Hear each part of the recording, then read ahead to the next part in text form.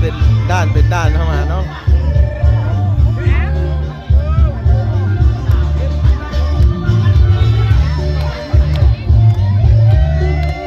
เอาไปแล้วพี่น้องจะบ้าพอแล้ว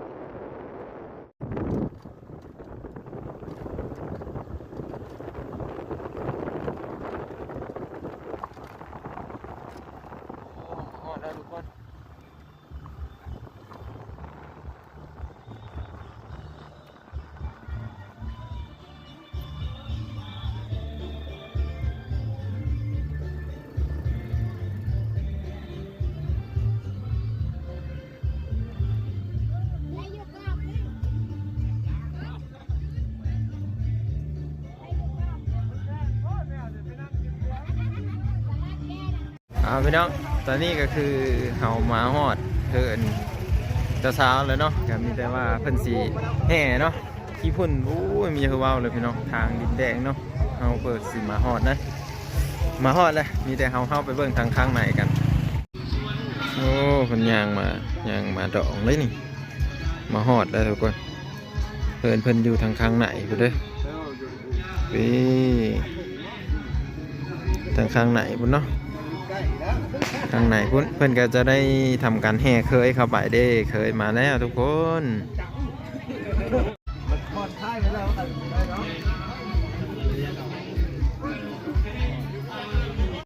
อ๋อจะบ่าวกันมาฮอดจะได้นี่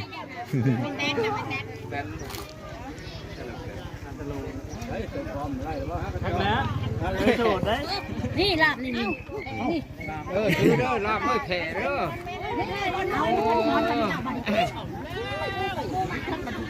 มาคนน้ำแม่ต้งนี่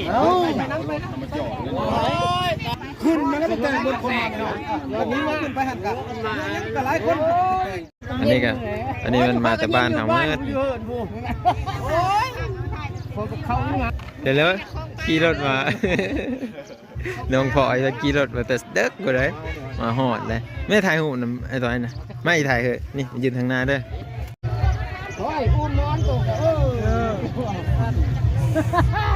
เข้ามาเพิ่ม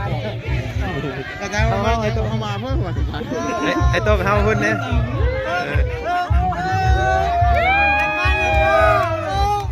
ไปทำ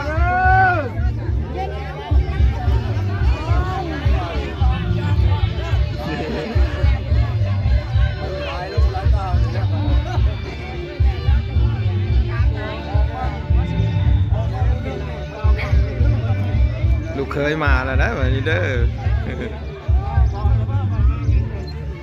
กำลังเต็มจะได้แห่เข้าไปเนาะข้างในวันไหนกำลังตั้งคันหมาก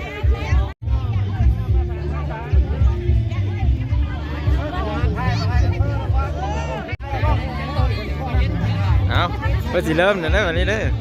อวิถีชีวิตชาวบ้านเนาะเพิ่นก็สิได้เต็มแห่เคยเข้าไปทางข้างไหนเด้อพี่น้อง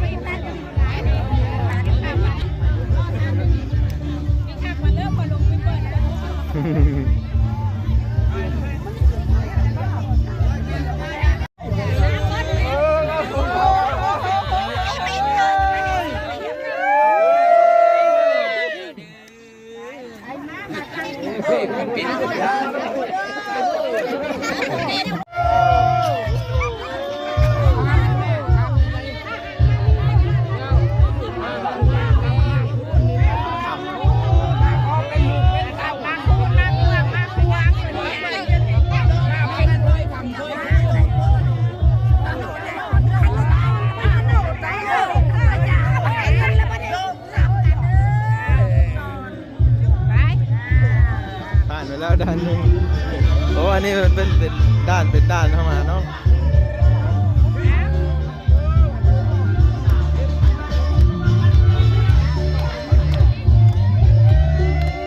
เอาไปแล้วพี่น้องจะบ้าพอแล้ว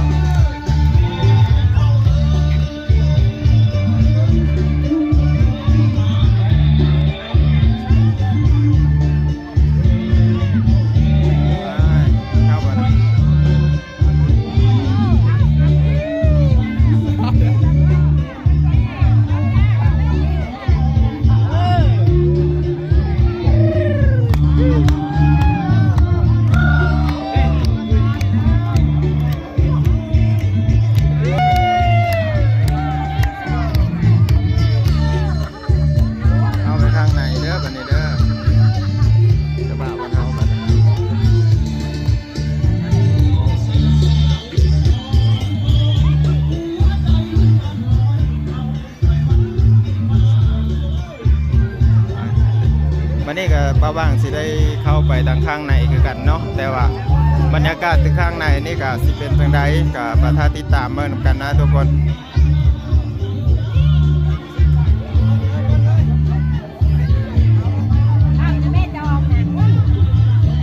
อ๋อไปเลย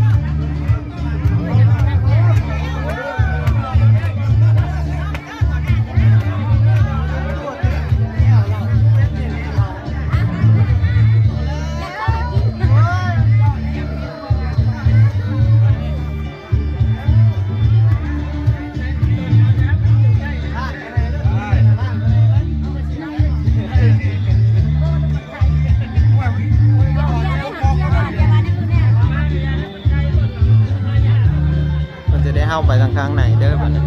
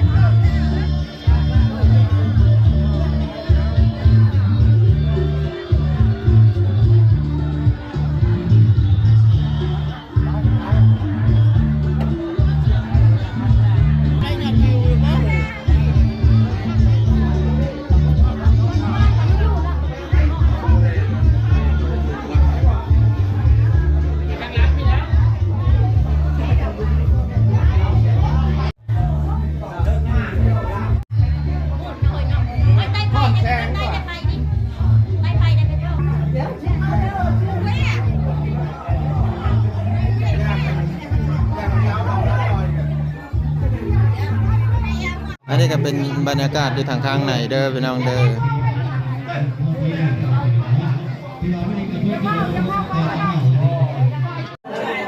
เข้าไว้ได้เนยจงเข้า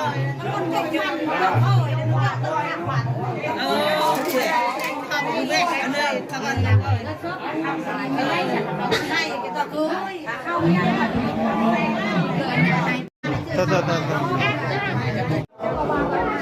ทษคือว่าสมาเขาอายุคือก็เป็นเชื่อทำจะมาตัวอยู่ในบ้านบ้านเนี่ย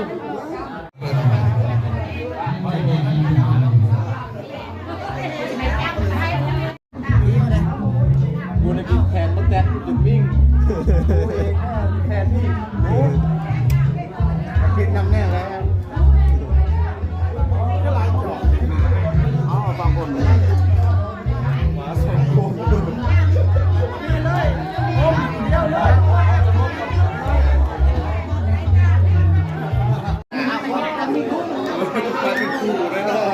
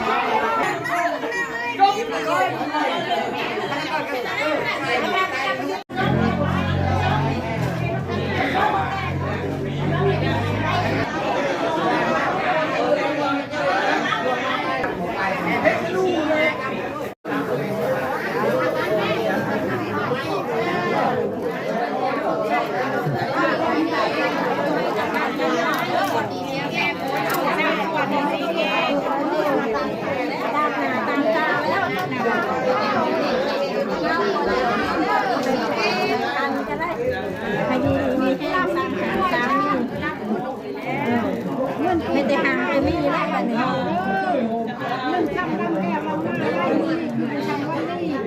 ว้าวแน่ว้าวว้าวอยู่ท่านจะว้าวไปเลยว้าวแล้วคนเดียวมีแมวพ่อแม่แล้วมันนี่นะแม่แล้ว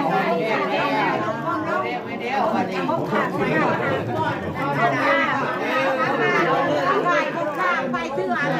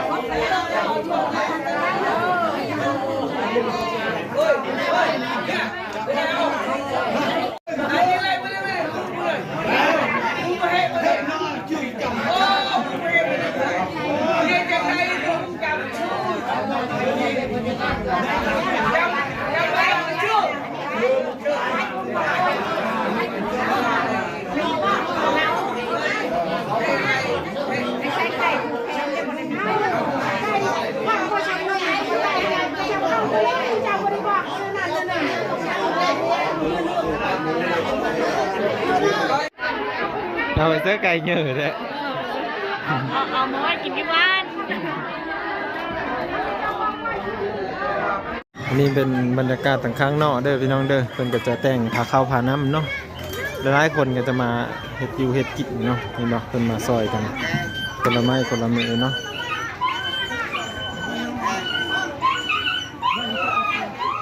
อันนี้คือเป็นแต่งพาเข้าพาน้ำเพิ่นสิได้เอาไปยอแค่แล้วนะทุกคนก็แค่คนก็เพิ่นจะได้เอาเต้นเนาะเอาเต้นมาตั้งไว้ทางข้างนอกแล้วก็ กินข้าวกินน้ำผู้ที่มาซอยดอกเนาะมาซอยในงานดอกอันนี้จะเป็นอยู่ในเฮือนเจ้าสาวเนาะเราก็จะเฮ็ดห้องอยู่ห้องกินประมาณนี้เลยทุกคน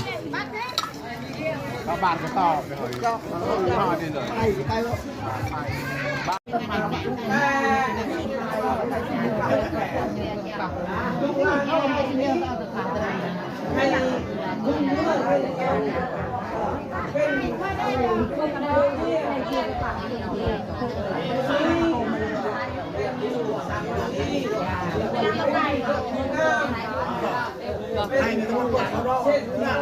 สำนีเลย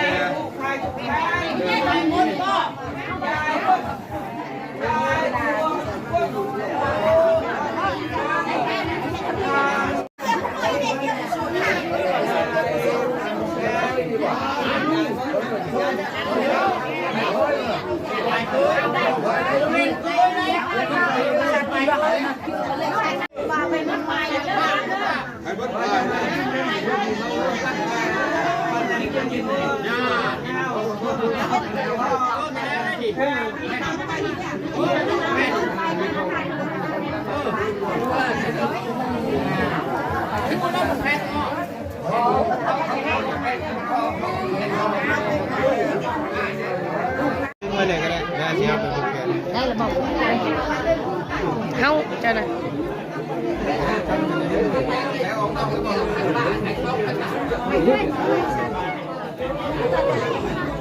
ต้องออกมาก่อนต้องลุกออกมาพี่ก่อน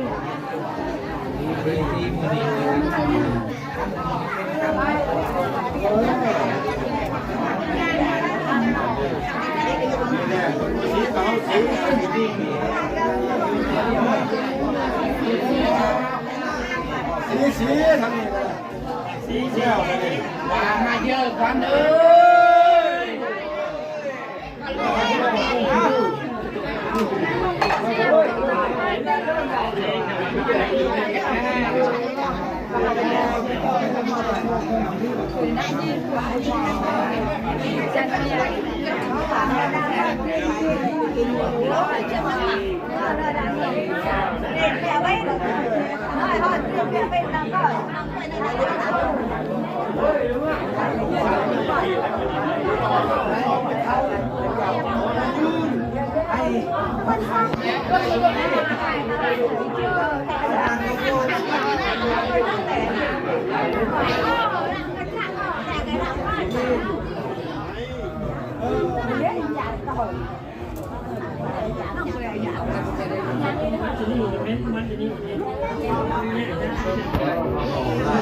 มาจนอาจารย์อยู่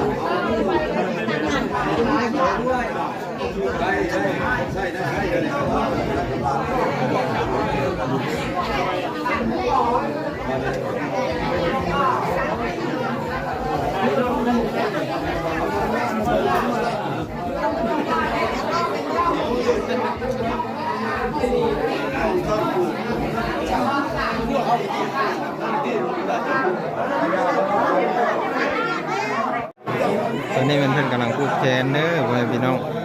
พูดแคนทางเจ้าบ่าวแล้วก็เจ้าสาวมาฮอดเหินเพิ่นแล้วก็เพิ่นมอบของขวัญอีหยังต่างๆแล้วเพิ่นก็มัดแคนเนาะเป็นครอบครัวที่รุ่งเรืองเจริญก้าวหน้า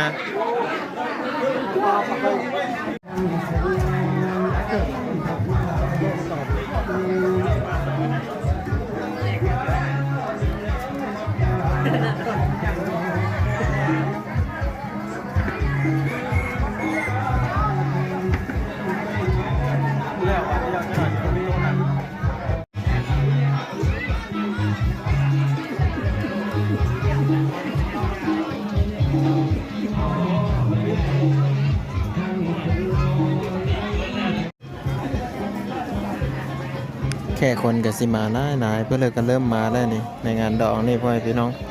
เนาะหลายคนเพิ่นก็มาโฮมกันนะคุณญาติพี่น้องบ้านเฮาก็นั่งกินข้าวกินน้ำเนาะเต็มเต็นเลยพ่อพี่น้องนี่เห็นบ่